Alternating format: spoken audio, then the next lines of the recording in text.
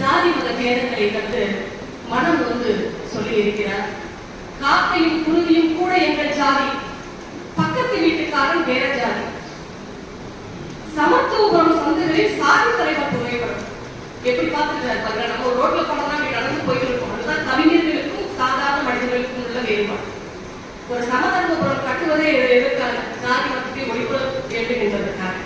சமத்துவபுரம் சந்தைகளில் சாதி தலைவர் புகைப்படம், காதல் திருமணம் கலவரமின்றி நடந்தேறுகிறது தண்டவாளத்தில். குடமுழுக்கு சங்கராச்சாரியார்கள் மேலே சாரம் கட்டியவன் கீழே.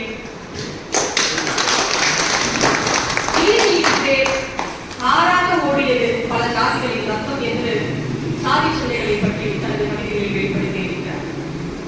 சமுதாய அவலங்களுக்கு இவர் வரிகளால் சாட்டி எழுதி கொடுத்திருக்கிறார். குப்பையில் கலசம், சிசு.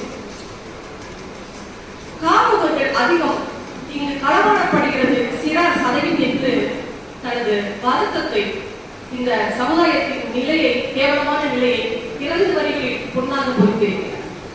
நல்ல மழை, நாரியது குப்பை என்று கலைஞர்கள் பற்றிய இவரின் சிந்தனைகள் மறக்காதவை. படிக்காத மேதை ஏப்பா சொல்றீங்க காமராஜர்? படித்தவர் தான் காமராஜர். என்ன படிச்ச? ஏழையின் மனத்தில் பள்ளிக்கூடத்தில் படித்தவர் தான் காமராஜர். மாத்தி யோசிங்க சொல்லியிருக்க. ஏழையின் மனங்கள், காந்தியின் சிரிப்பு, நல்ல நோக்கிலும் கள்ள நோக்கிலும். திருமணத்தில் நகைச்சுவையான கவிதைகளும் கூட.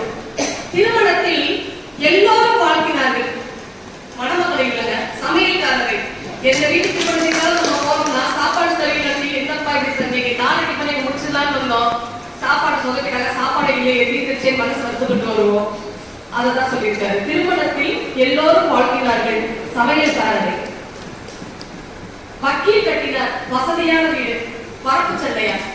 வக்கீல் நிச்சயமா கட்டிடுவார், வரப்பு சண்டை போட்டோம்னா வசதியான வீடு. அதே போல ஜாதி மத நல்லிணக்கத்தையும் அவர் விட்டு வைக்கவில்லை. அறிவாளி கோயிலில் சுப்பிரபாதம், அப்துல் கிளம்பினார் தொழுகை நடத்த. அறிவாளை கோயில்ல ஒரு இப்ப நம்ம காலையில ஒரு சர்ச்சில் ஒரு மணி ஆயிடுச்சுன்னா மணி ஆராய்ச்சி அப்படி நம்ம வேலைக்கு கிளம்புறோம் அப்படின்னு நமக்கு தோணுது இல்லையா? அது அழகா எழுதியிருக்காரு. அதிகாலை கோயிலில் சுப்பிரபாதம், அப்துல் கிளம்பினார் தொழுகை நடத்த. விநாயகருக்கு படையல் வைக்க பொருட்கள் வாங்கினார் பாஷா பலசரக்கு கடையில் என்று மத நல்லிணக்கத்தை எடுத்துரைத்திருக்கிறார். அழகான கவிதைகள். ஐயா பாண்டியவர்கள் அவர்களுக்கு இது போல சொல்லிக்கிட்டே போலாம், சொல்லலாம். அவ்வளவு கவிதைகள், 500 கைப்பு கவிதைகள் எழுதியிருக்கிறாரு.